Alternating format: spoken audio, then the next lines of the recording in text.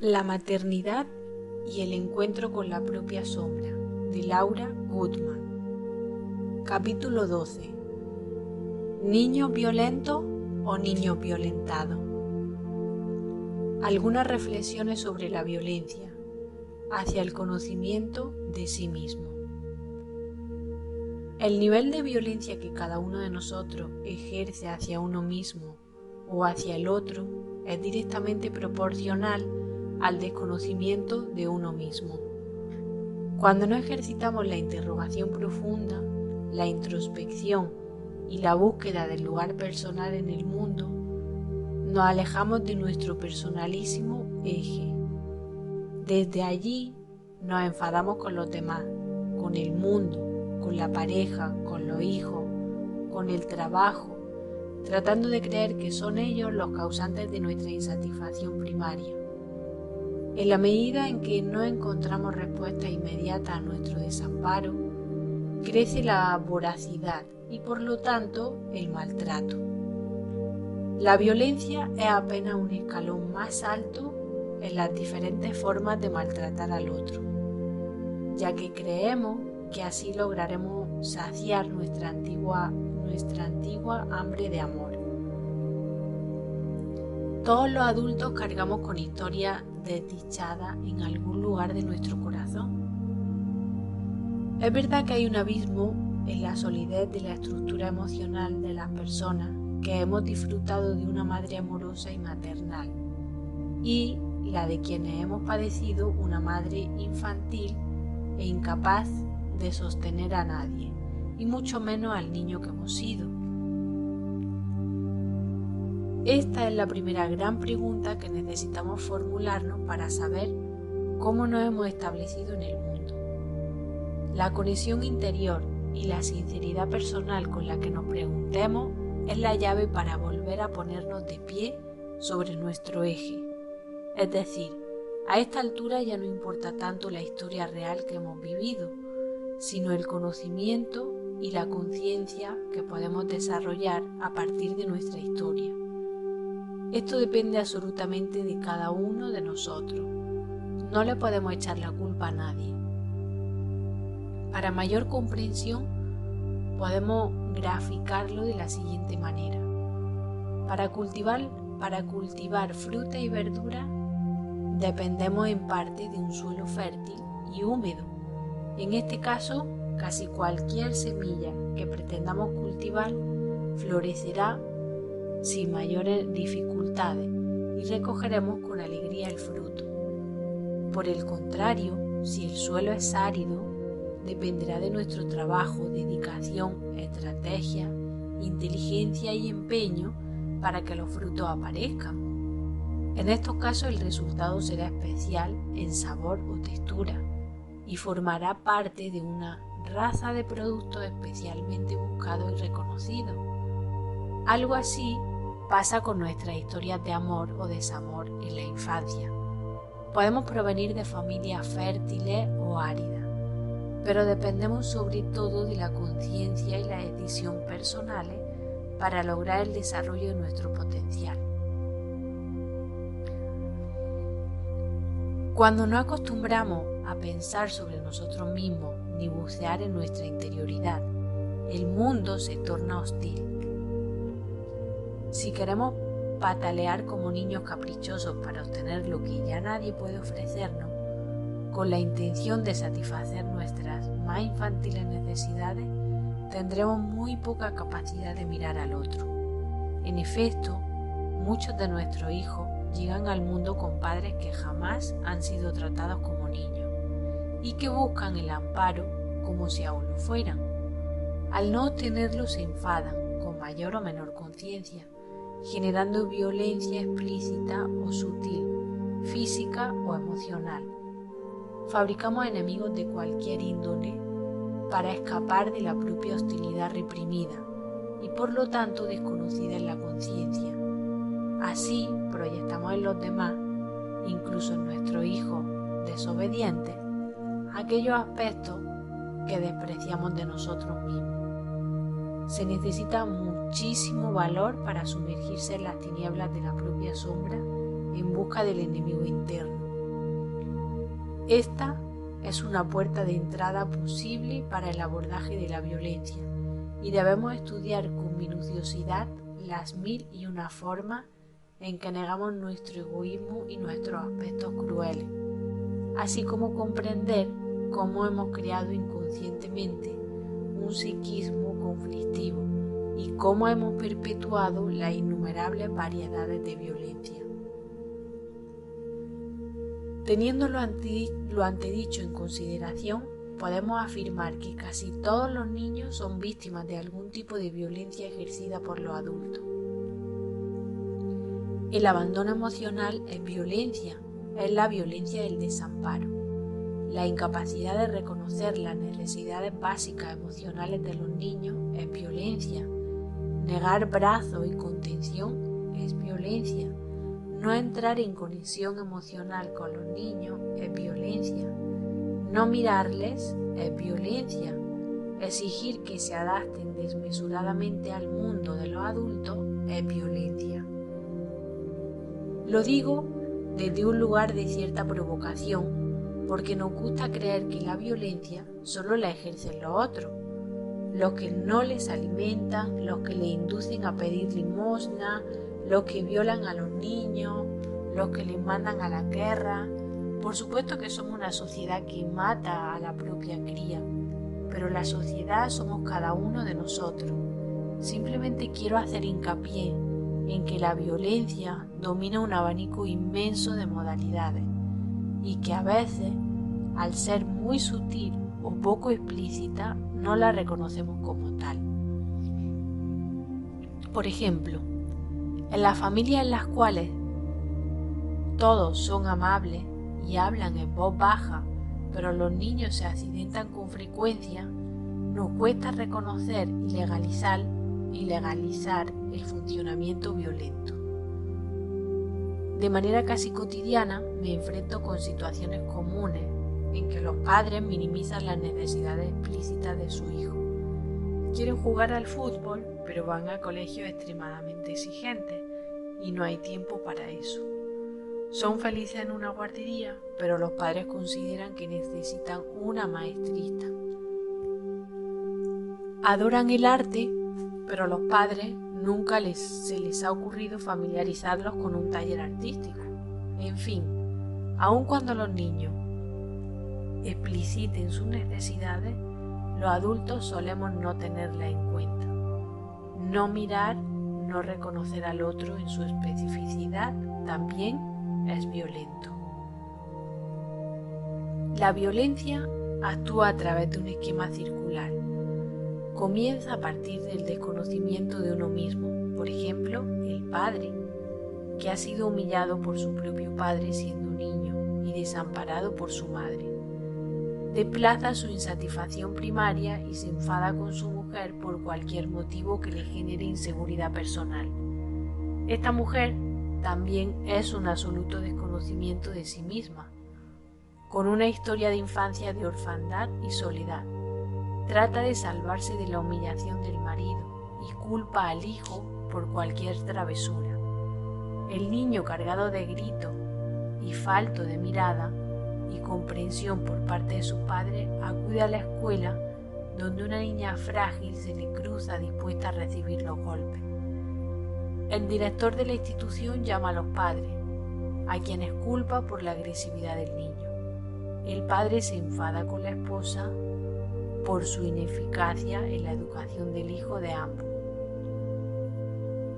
Quiero aclarar que los niños son siempre víctimas, por su condición de niño y porque no tienen ninguna posibilidad de salir del círculo de violencia donde están inmersos. Por supuesto que muchos niños se convierten a su vez en victimarios de cualquier criatura un poco más débil que se les cruce en el camino, porque es el modelo de relación que aprenden cada día.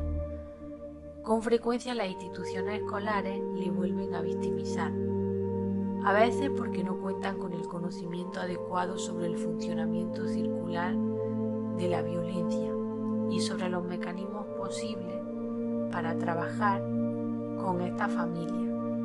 Otras veces las escuelas quedan atrapadas en círculos, siendo víctimas de la violencia del niño y de toda su familia.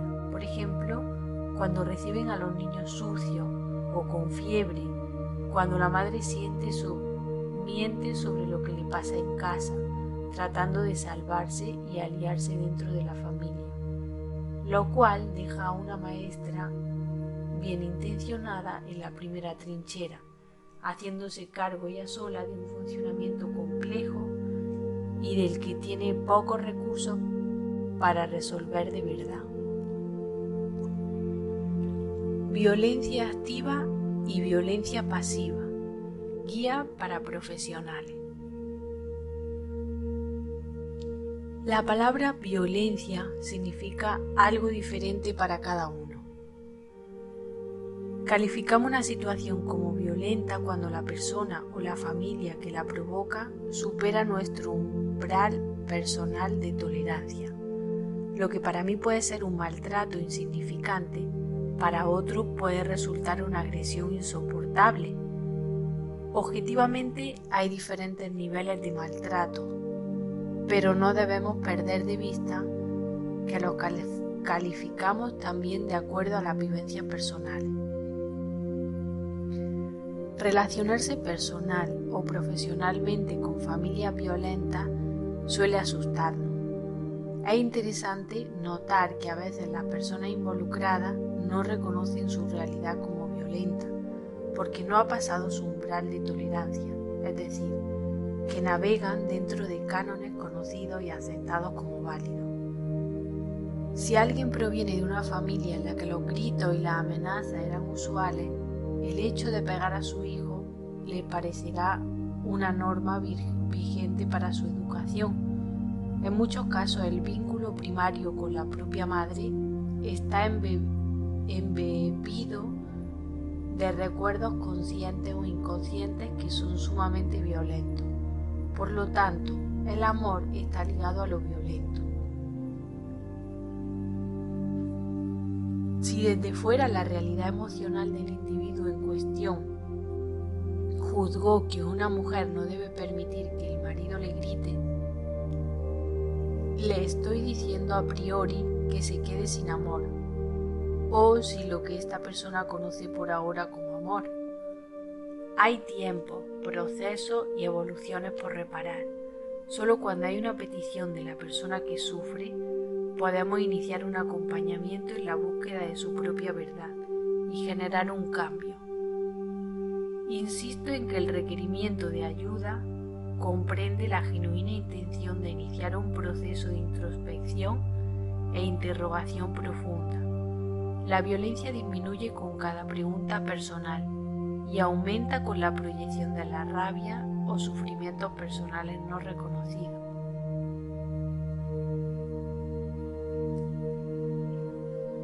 Para mejor comprensión, dividiremos el abordaje de la familia violenta en dos grandes grupos. 1. La familia violenta, activa y explícita. Golpes, gritos, amenazas, etc. 2. La familia violenta pasiva, violencia emocional o verbal. 1. En el primer caso, nos parece grave, pero al menos reconocemos rápidamente el funcionamiento familiar. No hay duda sobre el carácter violento de intercambio. La tarea del profesional es intercambiar e intentar comprender el circuito de violencia que establecen los códigos de comunicación, inicialmente en la pareja y luego en la familia cuando aparecen los hijos. Me refiero al circuito, pues están todos involucrados. Un ejemplo caricaturesco: el padre que pega a la madre, quien a su vez pega a los niños, quienes pegan a sus compañeros en la guardería. Prevalece la sensación de que no hay solución posible. Personalmente intento desarticular el circuito de violencia familiar comenzando por el eje del sistema, que a mi modo de ver está sometido por la madre. Aunque es víctima de la violencia conyugal, es, a su vez, la sostenedora del funcionamiento familiar. Si es capaz de reconocer la violencia y si tiene la genuina intención de salir con ayuda, podrá quebrar el sistema. Es indispensable saber que tomar conciencia de un determinado mecanismo que produce dolor convierte a cada uno en responsable. Quien cuente con ayuda para reconocer y comprender el tránsito de la violencia tendrá en sus manos la decisión de modificar algo sustancial en su vida y la de su familia. También debe estar dispuesto a perder, teniendo en cuenta que será una travesía con muchas pérdidas en el camino. A veces se pierde dinero, una posibilidad social, el matrimonio y sobre todo la imagen que los demás tienen de uno mismo. El lugar de víctima es ambivalente, ya que se resguarda en cierta comodidad. Sin embargo, es indispensable trabajar con la responsabilidad personal de cada uno. Si generamos un espacio de confianza, escucha y acompañamiento, tal vez la madre violentada pueda generar un mínimo de introspección que le permita preguntarse: ¿qué quiero? ¿Qué necesito? ¿Cómo formulo mis peticiones? ¿Con quién puedo hablar con sinceridad sobre lo que me pasa? Es función del profesional persuadir a la mujer para que lo enuncie en primera persona del singular, ya que con frecuencia se instala la queja y parece que la violencia solo la ejerce el otro. En primera instancia resulta muy beneficioso trabajar el mapa de funcionamiento circular de maltrato mutuo, porque cada uno logra verse actuando y generando también situaciones violentas, para asombro de la supuesta víctima. El funcionamiento de la violencia explícita, las situaciones resultan grotescas. Si bien tenemos tendencia a horrorizarnos, en parte nos beneficia la crueldad de la realidad y la innegable situación de falta de respeto y de maltrato hacia los más débiles. Porque actuar de inmediato según nuestros criterios morales o ideológicos, aunque la urgencia por salvar al niño ubicado como un último eslabón en la cadena de violencia, no debe impedir que comprendamos la totalidad del esquema violento. Aunque parezca insólito, a veces la última víctima puede ser la institución. La guardería, por ejemplo, que acoge al niño. Los niños maltratan a otros niños y los padres maltratan a la guardería, llevando a su hijo en malas condiciones, sin pañales, sucio, faltando a las reuniones de padres, dejando un teléfono donde es imposible encontrarlo, si el niño se enferma. La institución que acoge al niño para salvarlo puede formar parte del círculo de violencia y quedar finalmente en el lugar de víctima, lo cual nos confunde a todos en nuestras funciones. En los consultorios de psicólogos, psicopedagogas y terapeutas, las personas violentas también ejercen el maltrato hacia el profesional, faltando a un turno sin avisar o no respondiendo a las pautas que establecieron de común acuerdo. Es indispensable reconocer y decidir si como profesionales permanecemos dentro o si salimos del circuito de violencia, porque solo desde el exterior es posible trabajar a favor de vínculos más saludables. 2.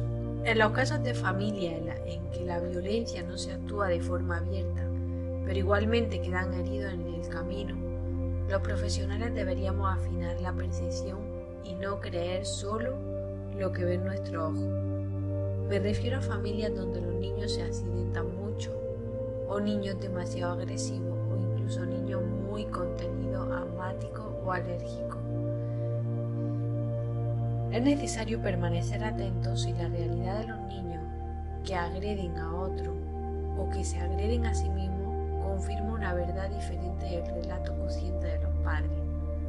A veces se trata de un padre proveedor en el aspecto económico que no atiende necesidades emocionales de su mujer, que que a su vez dispone de pocos recursos internos para hacer cargo de su hijo. Abandonar afectivamente al otro también es violento, y en el caso de los niños es devastador. También me refiero a las familias en las cuales ni la madre ni el padre reconocen sus rabias personales, que pueden referirse al presente o a situaciones antiguas. Todas las vivencias presentes o pasadas nos provocan dolor, angustia, tristeza o desesperanza. En la medida en que las descartemos de nuestra conciencia, las delegamos a la sombra y actúan desde allí, proyectadas en cualquier molestia que nos genere el niño. Es desconcertante para el profesional pensar en una realidad violenta cuando se encuentra con un niño muy agresivo y una madre estilo leche condensada, suave, encantadora, con un funcionamiento familiar en apariencia equilibrado. En estos casos es necesario generar suficiente confianza para acompañar a través de búsqueda personal, para permitir al otro encontrarse con vivencias que le generen rabia, enojo o humillación. A partir del reconocimiento de estas situaciones primarias, es posible a veces interpretar la realidad emocional oculta que la conexión sutil de los niños pueden reflejar.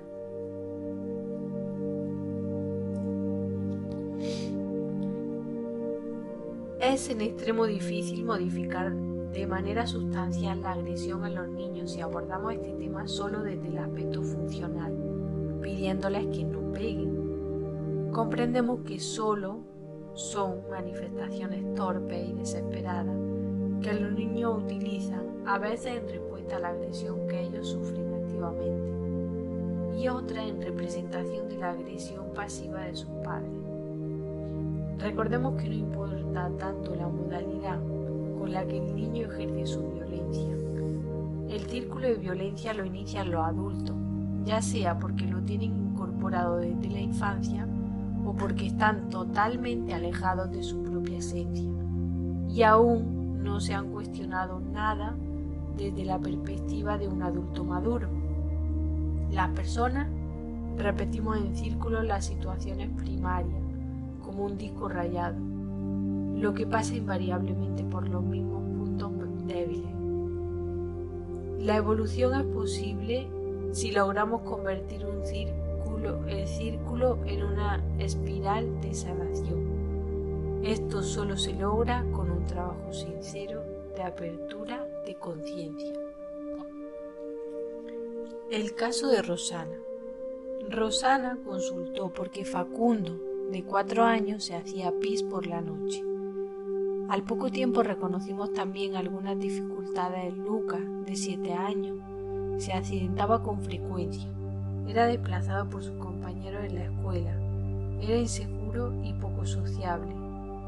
Por otra parte, Facundo lloraba mucho y no lograba adaptarse a la guardería y sus reclamos parecían imposibles de satisfacer. A grandes rasgos, le relataré que Rosana es una mujer muy inteligente, psicóloga, muy activa y emprendedora. Poco a poco fue revelando aspectos de muy poco cuidado en su infancia. Padre rico pero que utilizaba a sus 7 hijos para usufructo personal. Rosana recordaba que el padre, aunque tenía mucho dinero, le obligaba a remendar sus zapatos. Viajaban solos en autobús desde muy pequeños para ir a la escuela, o pasaban todas las vacaciones trabajando para él sin obtener ningún reconocimiento. No guarda recuerdos de ningún gesto de cariño por parte de la madre. Rosana se casó con un hombre muy bueno llamado Raúl. Más tarde lo identificó como muy infantil. No logra conservar su profesión, a pesar de tener título universitario, y se apoya en Rosana tanto económica como emocionalmente. Cuando nació Luca, Rosana no puede ocuparse de él, ya que el único ingreso de dinero dependía de ella. Cuando nació Facundo pasó lo mismo, no pudo ni siquiera amamantarlo. Ocupada y preocupada por el trabajo. Después de algunos encuentros, coincidimos en las necesidades de Rosana de ser cuidada por alguien, palabra casi desconocida en su campo emocional. Desprotegida como había estado siempre, tenía pocas posibilidades de mantener y prodigar cuidados a su hijo, que debilitados y faltos de mirada se caían, se hacían daño o eran golpeados por otro niño. A medida que Rosana fue tomando conciencia de su situación emocional, comenzó a pedirle a su marido cuidados básicos y se sorprendió al constatar la incapacidad de este hombre para prodigárselo. A su vez fue aprendiendo a detenerse, observar a su hijo, escuchar sus necesidades, recuperar el tiempo perdido y permanecer más tiempo con ellos. Esto representaba para Rosana un aprendizaje arduo, sobre todo porque se sentía débil y demasiado sola para afrontar las necesidades sutiles de su hijo sin ayuda de nadie. En este punto sucedió algo insólito. La violencia sutil o pasiva de Raúl, recuperada en su incapacidad o desinterés en proteger a su mujer y a su hijo, se activó. Ante la demanda explícita de su esposa, que le pedía sostén básico para criar a los niños de ambos, se convirtió en un individuo violento que amenazaba, golpeaba y perjudicaba intencionalmente a su familia. Dejó de ser el hombre manso que no podía nada para pasar a ser el hombre con una agresión reprimida que se desataba sin control. Esta situación asustó a todos, pero luego permitió ir confirmando y comprendiendo los mecanismos violentos que actúan sin que nadie se diera cuenta. Durante 5 años, Rosana intentó superar esta crisis con terapias de pareja, consultas a expertos en violencia, conversaciones en familia y amigos, con la esperanza de ayudarse mutuamente. Se encontró con un límite insalvable, el rechazo absoluto de su esposo al ofrecimiento de ayuda, para cuestionarse algo de pura vida, de su propia vida, además de su profundo desinterés por los demás y la atención de desprotegerse en su lugar de víctima, cuando solo en sus necesidades, su desgracia y culpando a su mujer de haber enloquecido. Aunque me abstengo de relatar muchísimos detalles de esta historia, me interesa subrayar este fenómeno de activación de la violencia cuando cambian los códigos de comunicación. La violencia puede ser visible o no, pero actúa con la misma intensidad. Sin embargo, a veces vemos y a otras veces no vemos. En esos casos es necesario darle al interruptor.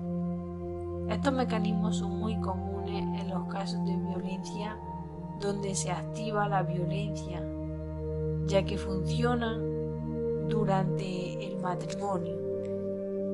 Solo que en la pelea o en el cambio de código se torna visible. Ninguna pelea durante el divorcio es demasiado diferente de los desacuerdos en el matrimonio. En la familia de Rosana lo único visible eran los accidentes reiterados de los dos niños.